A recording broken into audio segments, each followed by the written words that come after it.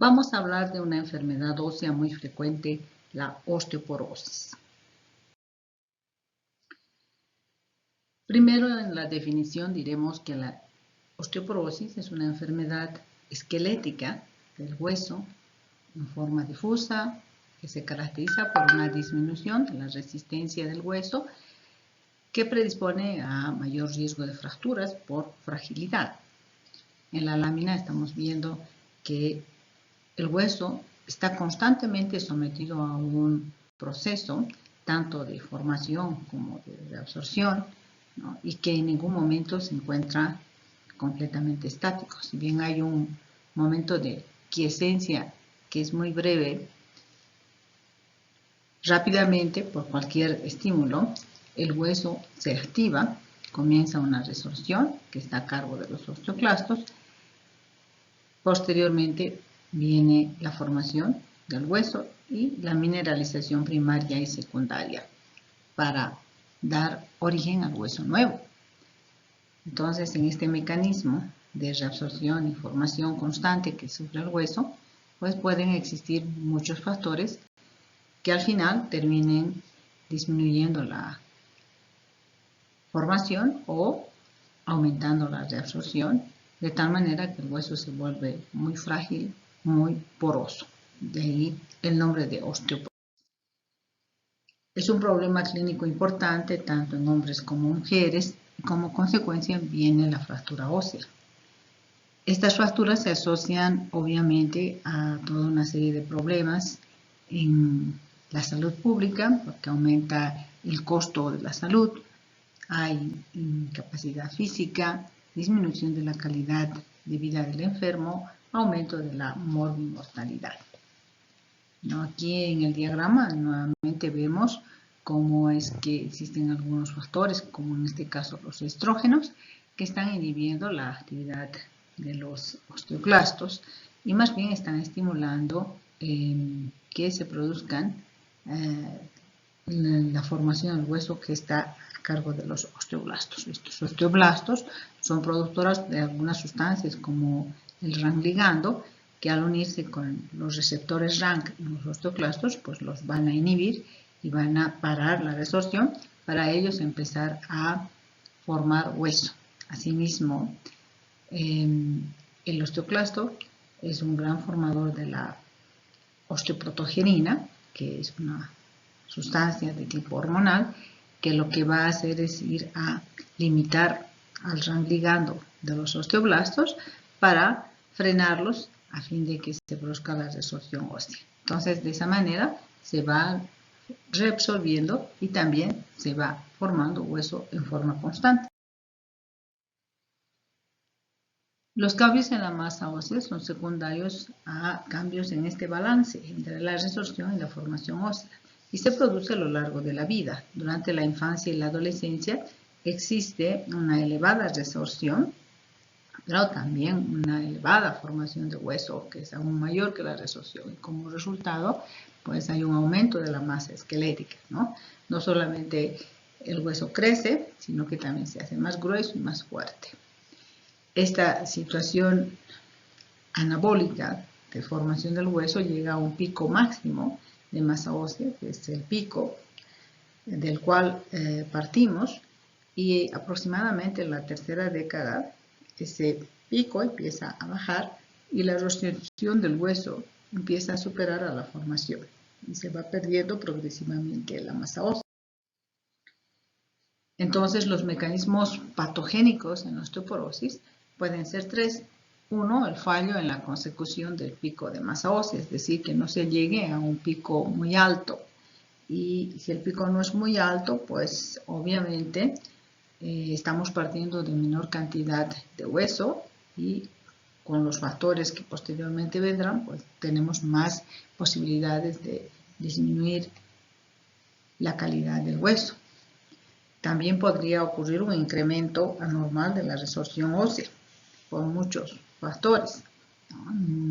Enfermedades metabólicas, enfermedades hormonales, ¿no? Falta de respuesta al ejercicio, etc. Y finalmente podría producirse una formación ósea inadecuada en la que si bien hay una resorción, pero no es seguida de una formación de hueso adecuada, de tal manera que el hueso se ve cada vez más débil, más poroso, está desventajado frente a toda una serie de injurias del exterior y tiene pues obviamente más tendencia a romperse. El pico de masa ósea se consigue, es decir, por varios factores que pueden ayudar, como la genética, por ejemplo. Hay individuos que tienen huesos más grandes y además mucho más gruesos, la etnia, el ejercicio físico y el calcio dietético, es decir, la presencia de los minerales necesarios para la formación del hueso, la situación hormonal de la persona y el estilo de vida. Entonces, en esta lámina hemos querido poner todo lo que puede influir en pro y en contra de la osteoporosis, todo aquello que puede disminuir la formación ósea, como el tabaco, el alcohol, el mismo hecho de tener talla y peso bajos, y muestra una disminución del pico de masa ósea. Se parte de un pico mucho menor, entonces obviamente pues eso hace que a la larga se tenga osteoporosis, el hipoandrogenismo, la corticoterapia, el sedentarismo.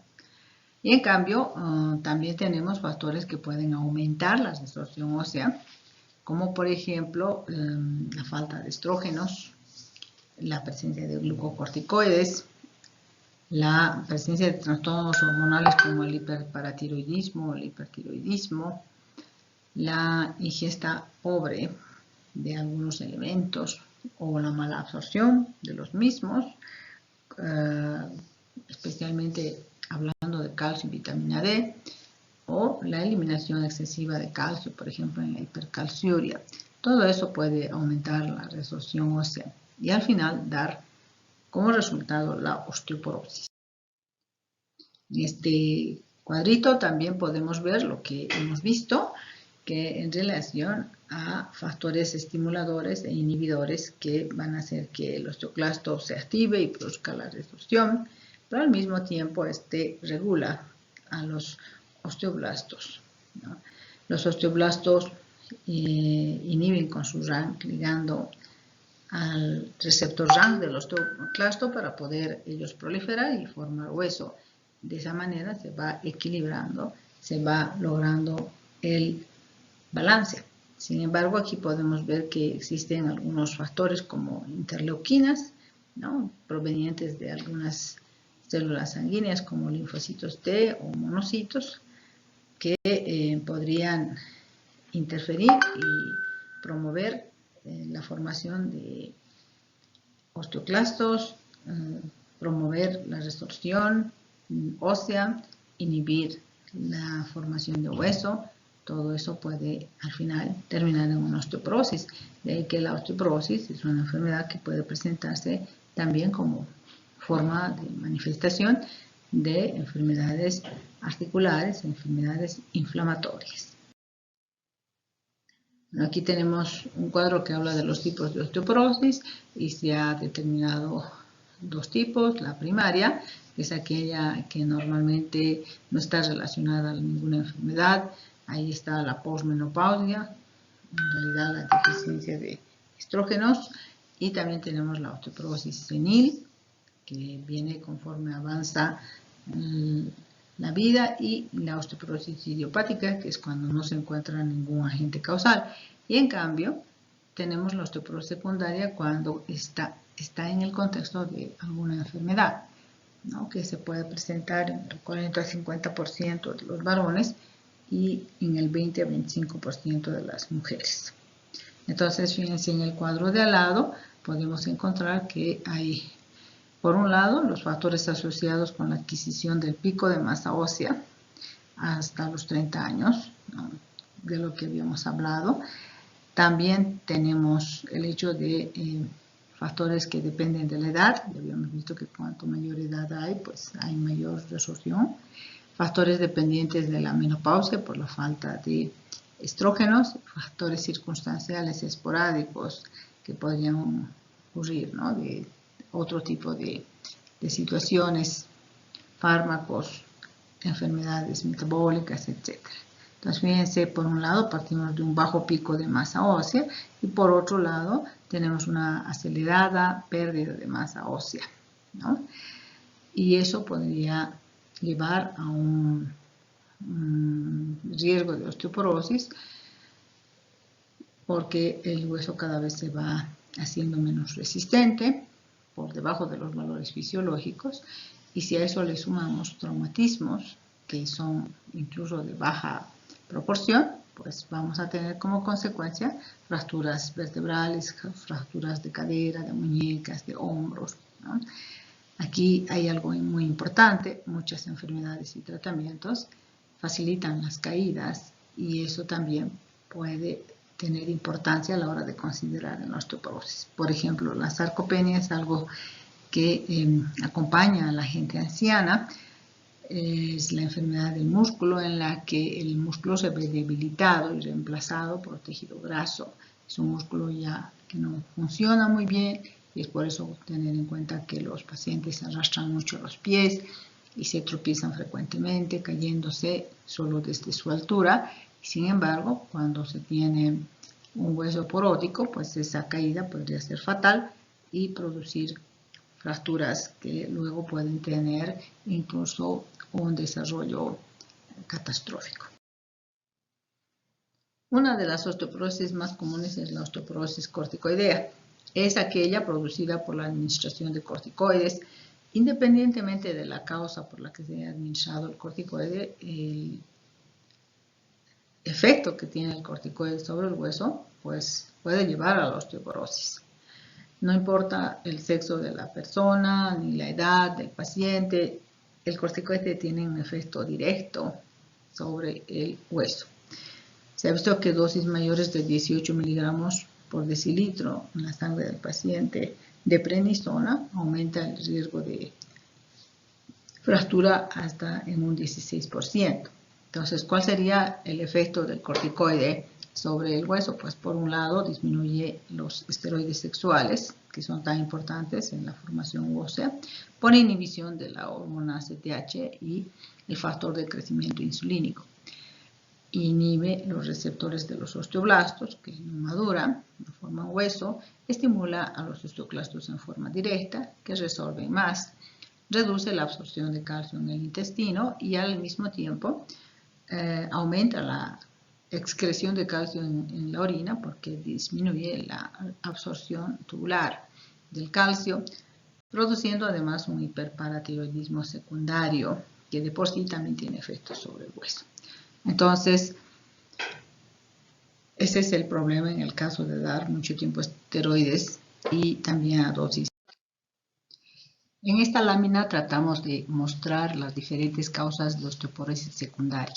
No solamente los corticoides pueden causar una mayor resorción ósea, sino que existen otros medicamentos que también podrían tener repercusión sobre la formación del hueso y también sobre el aumento de la resorción. Así tenemos los principales, los anticonvulsivantes o anticomiciales, pero también los anticoagulantes, que cuando son tomados en forma crónica pueden repercutir sobre la masa ósea. También tenemos algunos medicamentos que se utilizan en las enfermedades autoinmunes o en las enfermedades cancerosas como la ciclosporina, el metotrexato, etc. En los cuadros podemos mirar que existen trastornos endocrinos, hematológicos, genéticos, enfermedades gastrointestinales de diversa etiología que disminuyen la absorción de vitamina D y también de calcio y otros minerales y otras vitaminas. También algunas situaciones un poco especiales como el trasplante de órganos, no solamente por el mismo hecho del trasplante, sino también por toda la medicación que el paciente tiene que recibir. Los estados hormonales alterados, especialmente los que provocan un hipogonadismo, tienen mucho que ver con la osteoporosis. Entonces, dependiendo del cuadro clínico, el paciente puede tener diferentes mecanismos que al final lleven al poco anabolismo, es decir, al la poca formación de hueso y un aumento del catabolismo, es decir, un aumento de la resorción ósea. Para el diagnóstico de la osteoporosis hay que recordar que la osteoporosis per se suele ser asintomática en un principio y solamente existe clínica cuando ya se encuentra en estadios avanzados y podemos ver el debilitamiento del hueso, a veces el cambio de la forma de la columna vertebral, puede volverse cifótica. También podríamos encontrar dolor en el caso de una fractura. Entonces, para hacer la pesquisa de una osteoporosis debemos asociar la presencia de factores y enfermedades asociadas a la osteoporosis y buscar la enfermedad. El diagnóstico básicamente se apoya en el hallazgo imaginológico, como por ejemplo la osteopenia en la radiografía, junto a una historia clínica. Y también eso nos ha de llevar a solicitar una serie de estudios de laboratorio y otros estudios imaginológicos. Hay que decir que la radiografía, como lo veremos posteriormente, no es precisamente el mejor estudio para poder pesquisar una osteoporosis, ya que muchas veces la osteoporosis pues estaría bastante avanzada y no apreciarse en una radiografía convencional. En la imagen nosotros estamos viendo una pieza anatómica de la columna vertebral donde se pueden ver los cuerpos y los discos. Ahí podemos ver que la segunda vértebra, contando desde arriba, ha sufrido una disminución en el tamaño. Tanto plataforma superior como inferior han sido alteradas, precisamente por un debilitamiento de la estructura ósea. La tercera vértebra también, al parecer, sufre igualmente un poco de deterioro, y si nos fijamos en la misma estructura, hasta la primera vértebra que se ve, pues también se puede ver que el hueso es más poroso, rarefacto. En la lámina que muestra la radiografía, que no es precisamente la que corresponde a la pieza anatómica, podemos ver que existe una osteopenia radiológica, donde los cuerpos vertebrales prácticamente tienen la misma densidad que las partes blandas.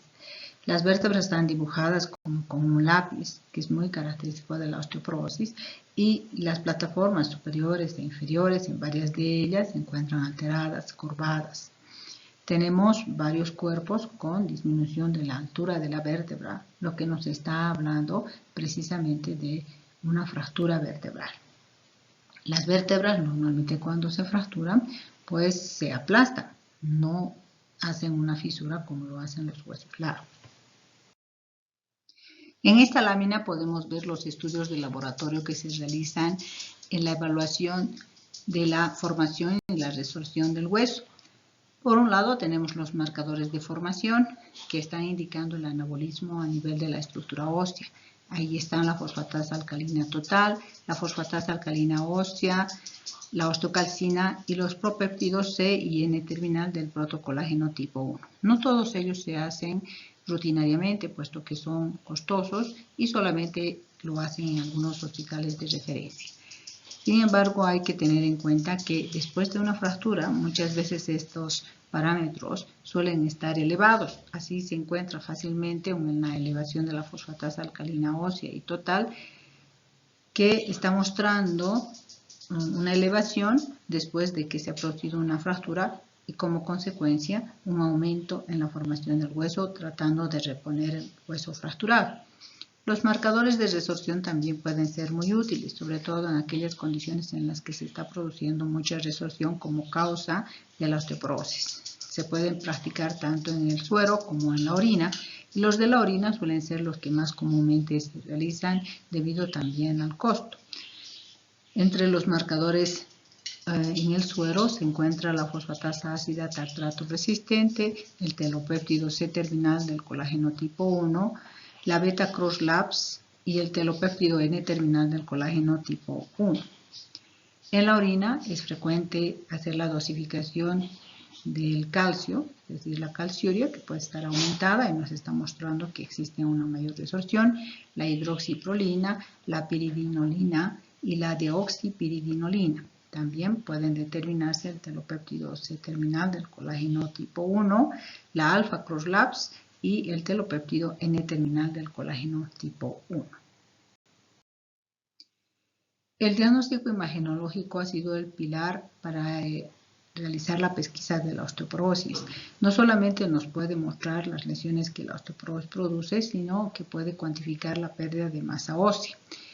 Dentro del diagnóstico inmunológico tenemos pues la radiografía convencional, la tomografía axial computada, el ultrasonido, la resonancia magnética, pero también la densitometría fotónica simple y la densitometría fotónica dual. Esta última es la más utilizada para poder determinar la pérdida de masa ósea y cuantificarla. El aporte de estos estudios es muy importante a la hora de hacer diagnóstico diferencial con enfermedades malignas que también pueden traer alteraciones en el anabolismo y la resorción ósea. Si hablamos del diagnóstico por radiografía convencional, veremos que el estudio del esqueleto axial y el estudio de huesos largos más susceptibles es un procedimiento sencillo, económico, que está al alcance de todos. No sirve para el diagnóstico precoz, ya que generalmente la osteoporosis no produce ningún tipo de alteración que pueda ser detectada por radiografía simple, a no ser que se haya perdido entre el 30 y el 50% de la masa ósea, para que existan cambios estructurales en los huesos y puedan ser visualizados por una radiografía. Sin embargo, sirve para descartar lesiones focales en el esqueleto que nos estén sugiriendo la pérdida estructural del hueso, ¿no? La presencia de otras enfermedades y obviamente son la base para elegir otro tipo de estudios algo más precisos. En la radiografía que vemos en la diapositiva podemos ver que existe una cifosis dorsal muy característica de los pacientes con osteoporosis, una disminución de la densidad del hueso, que prácticamente tiene la misma densidad que las partes blandas, un remarcado muy puntual de los bordes de las vértebras y se puede ver también lo que se llaman las cuñas vertebrales cuando el alto de la parte anterior suele ser mucho menor al alto de la parte posterior. Se dice que esta diferencia entre las medidas de adelante y de atrás no deberían superar más de medio centímetro para nosotros empezar a sospechar de una osteoporosis.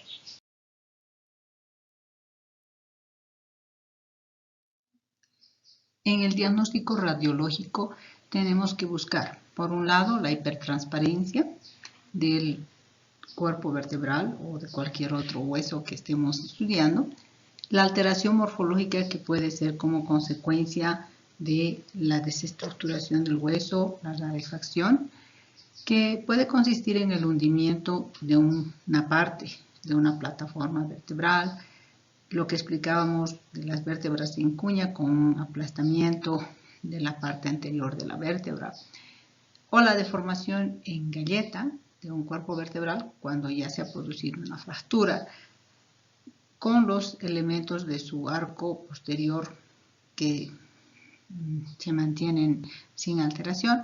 Entonces se pueden observar los pedículos en la radiografía de frente y también el muro posterior del cuerpo conservado. Sin embargo, la parte anterior y media están bastante afectados.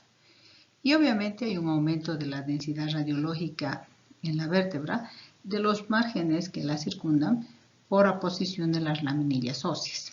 Entonces, en la radiografía que se ve en la diapositiva estamos viendo precisamente eso, esa línea bien marcada por la posición de laminillas óseas que están acumuladas por el aplastamiento, la deformidad de las superficies, de las carillas superiores y también de las inferiores, el aplastamiento de la parte anterior de la vértebra, etc.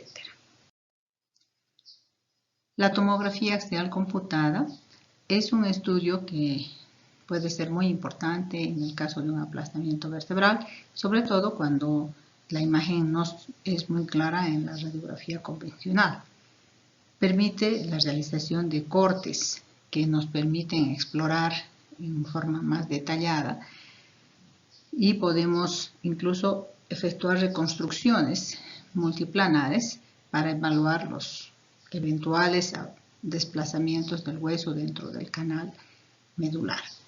Este procedimiento nos permite visualizar muy bien los trazos de las fracturas, se ven muy nítidas las fracturas, se puede analizar el muro posterior y también descartar que hayan lesiones osteolíticas que más bien corresponderían a un proceso de tipo neoplásico.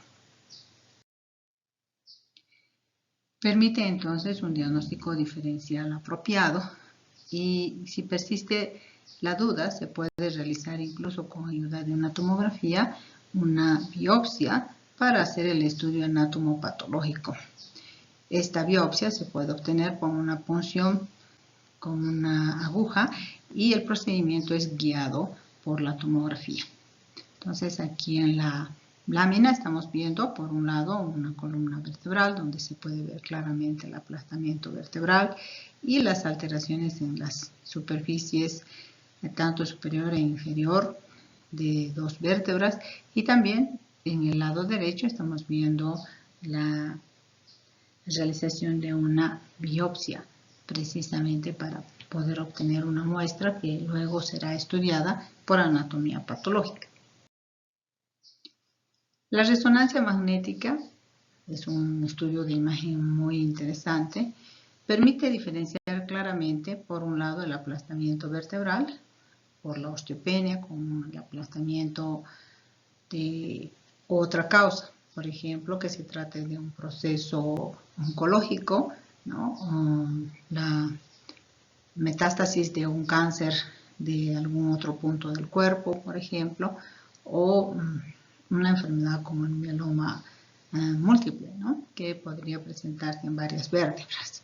Entonces, la resonancia tanto en sus formas T1, T2 y STIR nos pueden dar una orientación acerca no solo del compromiso de los bordes fracturados, sino también del edema de los huesos, también el estado de los discos.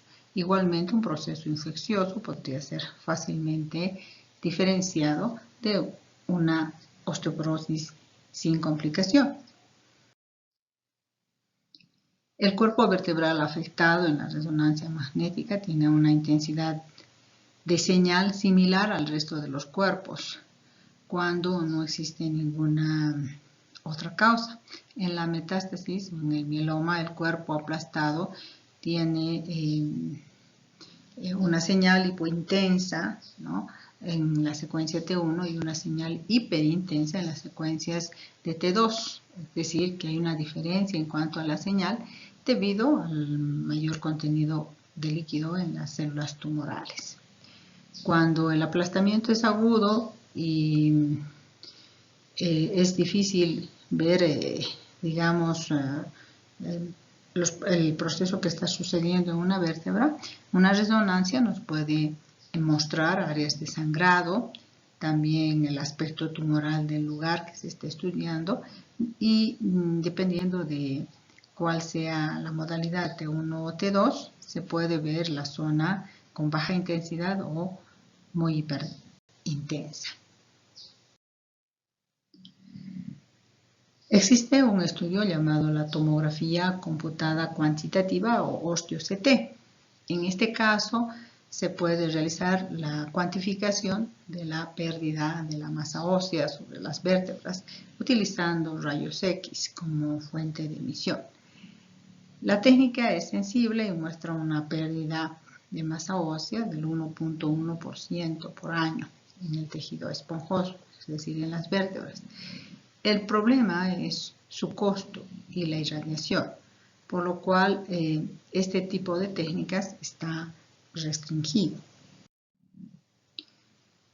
La densitometría ósea bifotónica es la que más se utiliza actualmente. Utiliza también una fuente de emisión de rayos X, pero la radiación es mucho menor que en los otros procedimientos. Se llama también absorciometría de rayos X de energía dual, DEXA, o DEXA con E. Es una técnica muy reproducible y se puede corregir el defecto de las partes blandas. puede ser modificada por la presencia de excrescencias, es decir, osteofitos o procesos que hayan producido desviación de la columna como la escoliosis o si hubiera alguna otra enfermedad como la artrosis.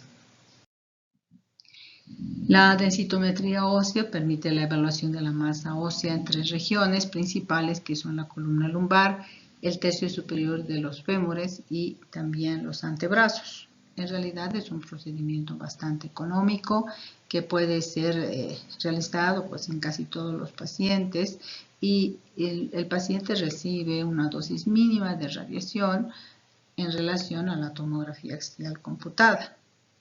Además es posible emplearla tanto en el diagnóstico como en el seguimiento cuando se hace el tratamiento de la osteoporosis, porque al ser de bajo costo y no significar ningún riesgo para el paciente, pues se puede realizar varias veces en la vida del paciente, ¿no? También puede evaluar la posibilidad, es decir, el riesgo de que una persona pueda desarrollar fracturas. Existen herramientas de cálculo como el FRAX, en el que dependiendo de la persona y los factores de riesgo como sexo, como historia familiar, hábitos como el tabaco o si ha recibido no corticoides, etcétera, puede hacer una estimación de si el paciente tiene un mayor o menor riesgo de fracturas en los siguientes 10 años. La densitometría ósea es el primer estudio que hay que solicitar cuando estamos sospechando de una osteopenia y más aún de una osteoporosis en un paciente, luego del estudio radiológico simple. Se ha probado que si se demuestra una baja de la masa ósea en un paciente a través de este método, este tiene un factor predictivo mucho más alto que ponderando el sexo, la raza o la actividad física del paciente.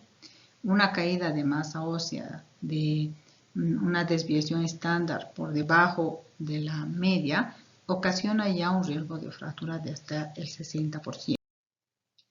Existen dos tipos de equipos, uno que es un dispositivo central y otro un dispositivo periférico. Los dispositivos centrales miden la densidad ósea en la cadera y en la columna y por lo general se encuentran en hospitales y en consultorios médicos. En cambio, existen otros dispositivos llamados periféricos que pueden medir la densidad ósea en la muñeca, en el talón o en el dedo, que suelen ser portátiles y se encuentran disponibles en farmacias o unidades sanitarias móviles. Desde luego, la diferencia en cuanto a la confiabilidad es bastante considerable. Los equipos de acción central son mucho más confiables que aquellos de medición periférica, puesto que cualquier factor que se produzca dentro del lugar que se va a medir también puede influir en los resultados. Dentro de la densitometría ósea tenemos que aprender a interpretar los resultados. Tenemos dos puntuaciones que son importantes a tomar en cuenta. La puntuación T, que es la que indica la cantidad ósea que el paciente tiene en comparación con un adulto joven del mismo género, con una masa ósea máxima.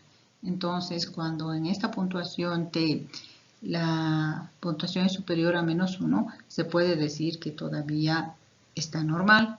Cuando la puntuación está entre -1 y -2.5, se clasifica como osteopenia. Y cuando la puntuación es inferior a -2.5, ya se define como osteoporosis. Esta es la puntuación que se utiliza para calcular el riesgo de fractura. En la lámina estamos viendo un reporte de densitometría ósea en la cadera. Se ha realizado la medición en el triángulo de Wurtz, que es en el cuello femoral, y podemos ver, si vemos en las cifras de la parte baja, que la masa ósea está en 0,632, ¿no? Tenemos un valor de T en relación al adulto joven de -2.9.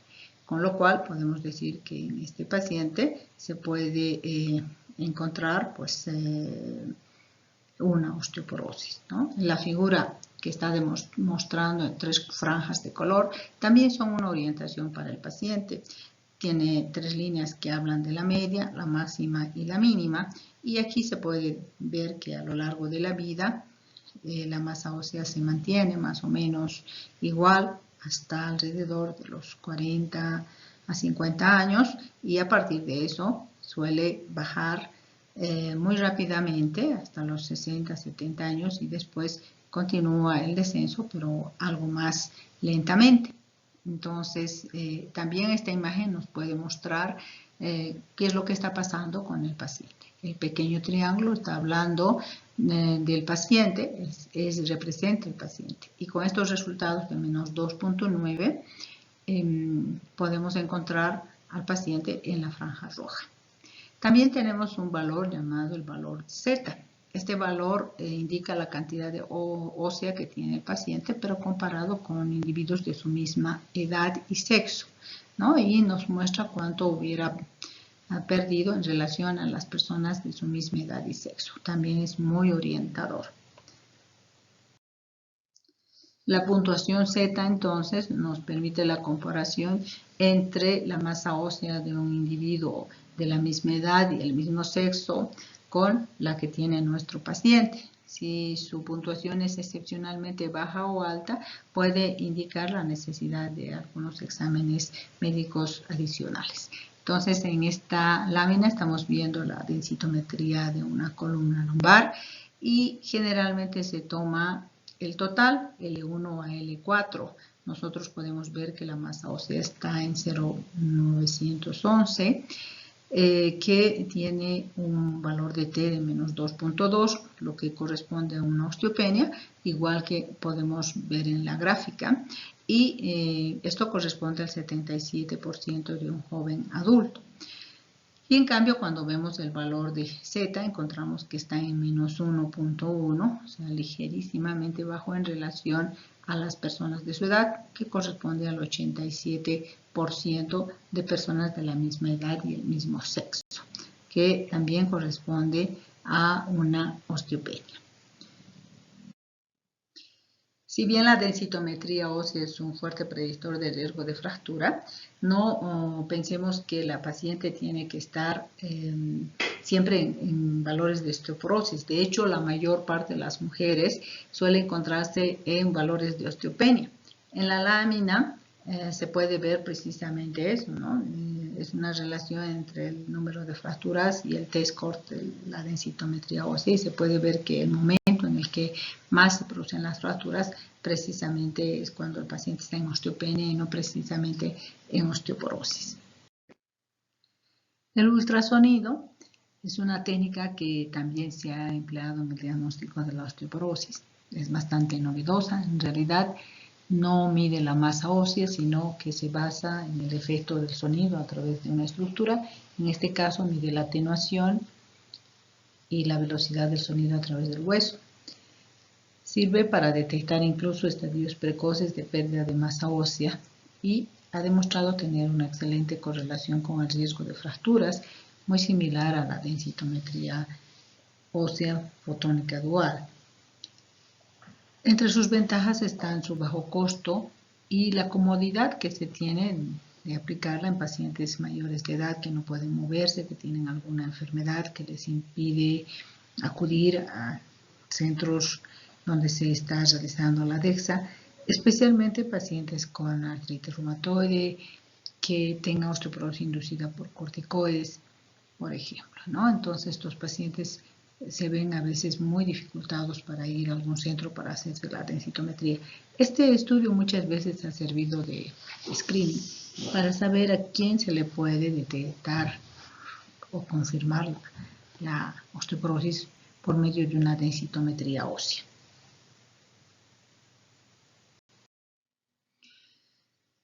Hablemos ahora del tratamiento y sus objetivos. El principal objetivo en el tratamiento de la osteoporosis es evitar la aparición de fracturas, que al final constituyen su principal complicación y además acarrean toda una serie de problemas que aumentan la morbilidad y la mortalidad del enfermo.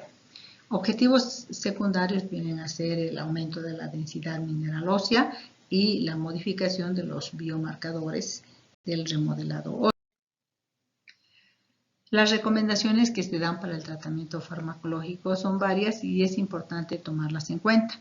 Primero, que haya habido una fractura por fragilidad de vértebra o de cadera en pacientes mayores de 50 años. Que hayan otras fracturas por fragilidad en pacientes mayores de 50 años y que tengan una baja masa ósea, un T-score de -1. En aquellos casos con osteoporosis definida por un T-score mayor o igual a -2.5 en la columna o un cuello de fémur o cadera, habría que valorar también la edad, la densitometría ósea y otros factores de riesgo. Los pacientes con riesgo elevado de fractura de cadera, según FRAX, con una densitometría mayor o igual a 3%, ¿no? También tendrían que ser considerados para el tratamiento. Varones en tratamientos de privación androgénica y un valor de T igual o que supere el -2.5. Y las mujeres en tratamiento con inhibidores de aromatasa y un valor de T igual o menor de 2 o con un T-score que supere el -1.5 y un factor de riesgo adicional, también tienen que ser tomadas en cuenta, o bien que existan dos o más factores de riesgo, aunque no se tenga la densitometría ósea. Entonces, en estas circunstancias se recomienda el tratamiento farmacológico. El tratamiento farmacológico para la osteoporosis actualmente ha sido enfocado desde varios puntos de vista. Se tienen varios fármacos que se han utilizado y se elige uno u otro dependiendo de las características del paciente, también dependiendo de los factores predisponentes, igualmente de la profundidad de la osteopenia o la osteoporosis. Así tenemos los bifosfonatos, los moduladores selectivos del receptor estrogénico y el reemplazo hormonal, la calcitonina, la teriparatida, que es una hormona análoga a la PTH, y los biológicos como el denosumab. Todos estos tratamientos actúan en el mecanismo de la remodelación ósea, tanto en el anabolismo y la creación de hueso, estimulando a los osteoblastos, como en disminuir la desorción del hueso, inhibiendo la actividad de los osteoclastos. A la hora de elegir el tratamiento es importante pensar en la eficacia y la seguridad del fármaco, dependiendo del tipo de paciente, el coste y la efectividad. La presencia de una fractura, en particular de fracturas vertebrales o que sean fracturas múltiples por fragilidad, los tratamientos previos que se hayan hecho y la adherencia del paciente al tratamiento. Si existen comorbilidades o si el paciente recibe mucha medicación por cualquier otra enfermedad, las limitaciones para la administración por vía oral, porque hay pacientes que no pueden consumir tratamientos por vía oral y deben ser administrados por vía parenteral. Aquí tenemos una lámina que está mostrando los diferentes tratamientos para la osteoporosis. Tenemos los principales bifosfonatos, salindronato, ivandronato, risedronato y ácido zoledrónico o solendronato, con sus dosis, la frecuencia con la que se administra. Algunas se administran una vez a la semana, otras veces una vez al mes, y hay el solendronato una vez al año, ¿no? Todos son antirresortivos y actúan sobre el hueso esponjoso, aunque el ivandronato no suele actuar, hoy está muy en duda su efecto sobre el hueso cortical. También tenemos las hormonas, la paratormona y la teriparatida. Tenemos su administración por vía subcutánea. En este caso se estimula el anabolismo, es decir, la formación de hueso, y su acción suele ser sobre el hueso esponjoso, y la paratormona suele actuar también sobre el hueso cortical. También tenemos la acción de otros fármacos contra la osteoporosis, como el roloxifeno, el ranelato de estroncio, que suelen ser menos frecuentes, también son antirresortivos y actúan sobre las vértebras. el raloxifeno tiene cuestionamientos sobre su acción sobre el hueso cortical, es decir, las caderas. Y finalmente tenemos el denosumab, que es uno de los otros biológicos que están saliendo a la luz hoy últimamente, que también tiene acción antirresortiva, que se suele administrar cada 6 meses y que tiene un efecto excelente tanto en hueso esponjoso como en hueso cortical. Es importante hablar de uno de los problemas que se puede ver en el tratamiento para la osteoporosis. Me estoy refiriendo a la osteonecrosis maxilar. En este caso, el problema ha sido asociado al uso prolongado de bifosfonatos, aunque su incidencia realmente es muy baja porque se presenta entre uno de 10.000 y uno de 100.000 pacientes. Sin embargo, hay que tener en cuenta que varias asociaciones médicas han publicado recomendaciones para reducir el riesgo de esta complicación. Entre ellas está una excelente higiene dental y la revisión del odontólogo, especialmente si existen infección en los dientes que tengan cierto grado de profundidad. Si se prevé realizar algún procedimiento odontológico invasivo, exodoncia o implante, se aconseja realizar esta antes del inicio del tratamiento. Se puede posponer el inicio del tratamiento para la osteoporosis hasta que se produzca la cicatrización completa de la herida quirúrgica. La herramienta del FRAX puede ser muy importante a la hora de la toma de decisiones, saber qué hacer en los próximos pasos frente a un paciente. Si el riesgo de fractura es bajo, se asesora sobre el estilo de vida, la dieta, la actividad física, pero no se requiere medicación. Si el riesgo es intermedio, se indica la densitometría y dependiendo de los resultados se decidirá hacer o no la medicación. Si el riesgo es elevado, entonces necesariamente habrá que hacer la densitometría y el tratamiento médico dependiendo de las características del paciente. Luego se recalcula el riesgo establecido y se decide si es necesario continuar con la medicación. Las mujeres que han sufrido una fractura después de la menopausia tienen que recibir un tratamiento incluso sin necesidad de calcular el riesgo con la herramienta FRAX. También existen algunas otras estrategias que se realizan en el tratamiento de la osteoporosis. Además de evitar las caídas, se puede incluir ejercicio físico regular, evitar el tabaco, moderar el alcohol y seguir una dieta equilibrada.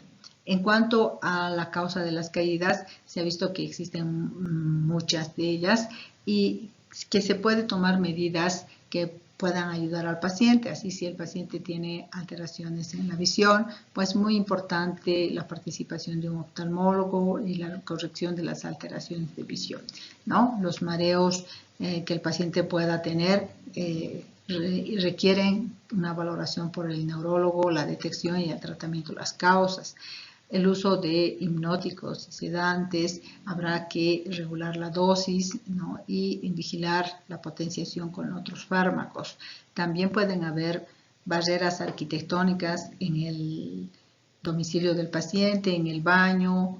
Hay que acondicionar estas estructuras porque muchas veces estos pacientes ya tienen cierto grado de sarcopenia y tropiezan fácilmente si hay obstáculos en su paso, ¿no? Así también tienen dificultad para entrar dentro de una tina o subir escaleras. Entonces eso es muy importante tener en cuenta. También es importante indicar que hay que evitar pisos que sean muy resbalosos, poner antideslizantes, timbres de alarma en caso de que ocurra algún accidente, evitar obstáculos que puedan hacer caer a las personas, como juguetes, cables, alfombras, que tiene que haber buena iluminación en la casa, ¿no?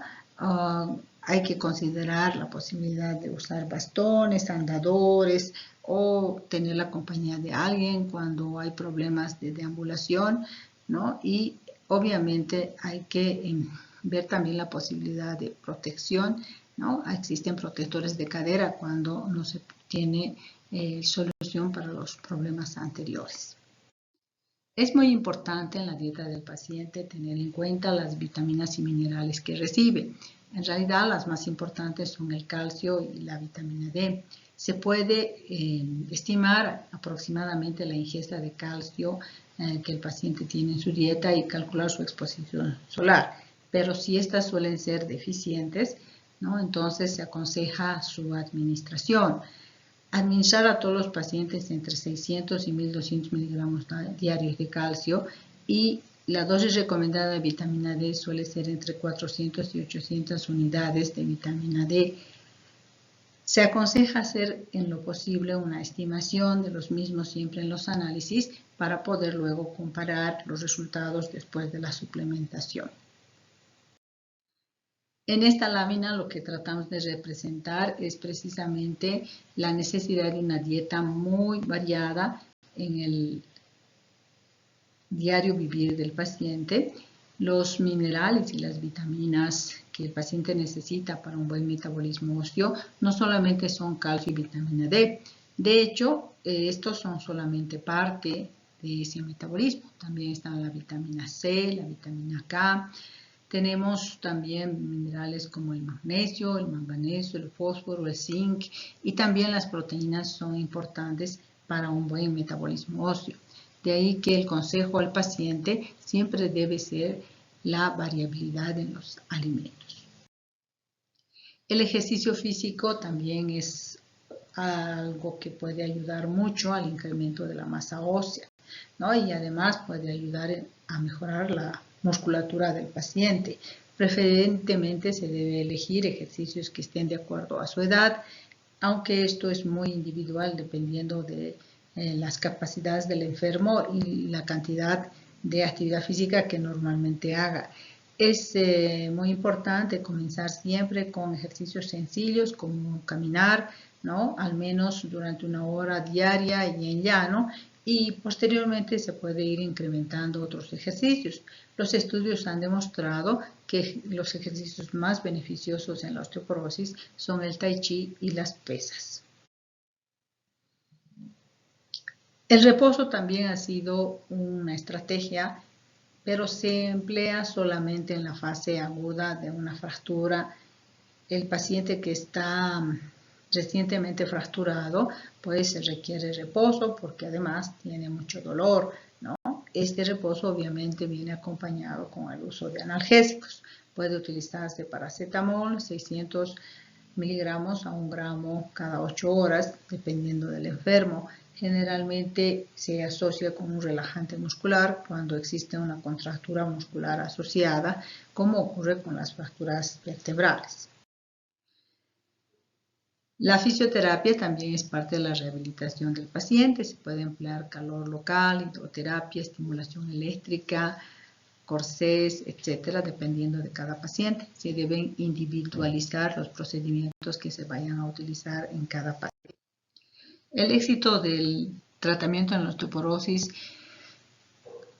se obtiene cuando se consideran todos estos factores que predisponen a la enfermedad y se individualiza el diagnóstico y el tratamiento. Hay que tener en cuenta que es importante mirar cada uno de los aspectos, no solamente el tratamiento farmacológico, también la dieta, también los ejercicios y los cuidados que hay que tener para evitar las fracturas. Esto era lo que quería compartir con ustedes. Gracias por su atención.